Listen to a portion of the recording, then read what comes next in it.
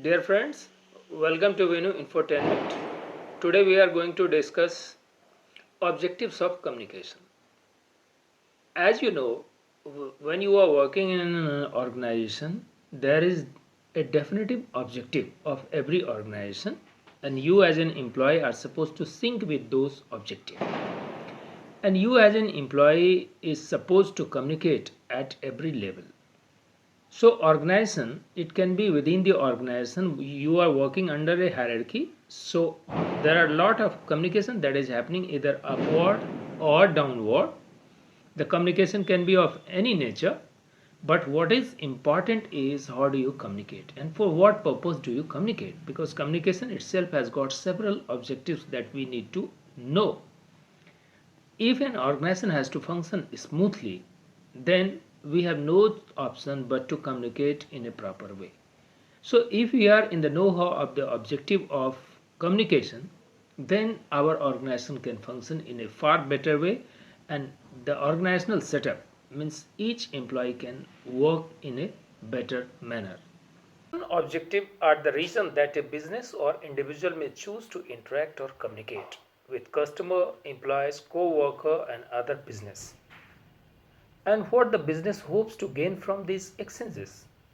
The communication may come in the form of conversation, written statement, marketing campaign, or any another strategy that convey information. So creating objective before meeting can help a business or individual develop strategies that guide the content of each instances of communication. This can help them efficiently reach goals. Any type of company or organization can create and utilize communication objective in the workplace. The term itself can apply to many different areas of companies such as marketing, management and leadership. So from that perspective, the first objective of communication is to inform.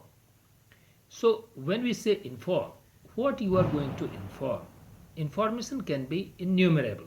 Like suppose some communication is coming from top to down. The official, higher level official wish to communicate something to the junior.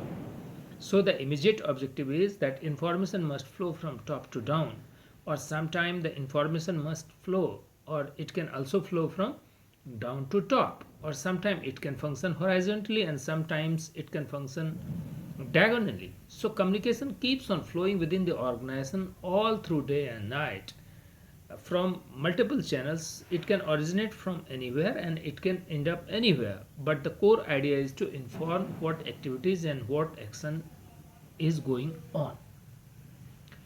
So what to inform, that is important thing. Suppose you are working in an organization decides either to promote you, think of a situation, or one particular day decide that this day will be the off day for some reason, or organization is going to introduce a new product and it is going to inform to the employees that these are the product or services that we are going to introduce to the world. Or suppose you are communicating with the customer also and you are informing them, or you are creating a teaser that this is the product that we are coming out with, and you are creating a buzz among them.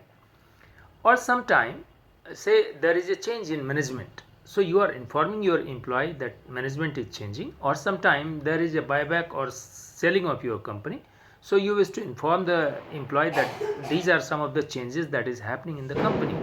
So whatever activity you do, or you are promoting an employee even in that condition, or you are hiring a new employee, so you are trying to inform them about the culture that will be available for them, or the workplace facility that will be available for them, or you are trying to inform about the HR policy to your employees. So communication is primarily with a reason to inform the employee as to what kind of organization he is working in and what kind of activity will be carried out here. And from time to time we keep on updating by informing them about various activity either you have planned or you have tried to take it off, or you have tried to ban those activities.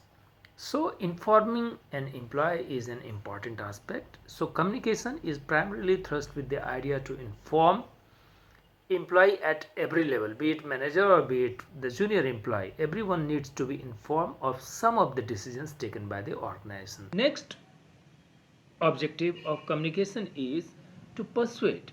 Means if you are communicating with your employee and if there is, say, there is little bit of resistance or people are not ready to accept it, then you need to argue, you need to persuade them as to why they need to do it.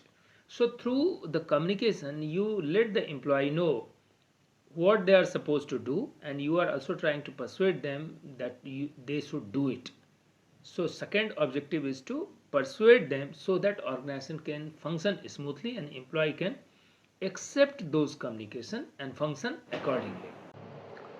We can understand persuading skill from the perspective that suppose you have an appointment and you are working in a particular shift and you wish to attend to those appointment because that is necessary for you, then you need to communicate to your co-worker, please can you participate in this shift and can you work on my behalf so that I can attend my appointment.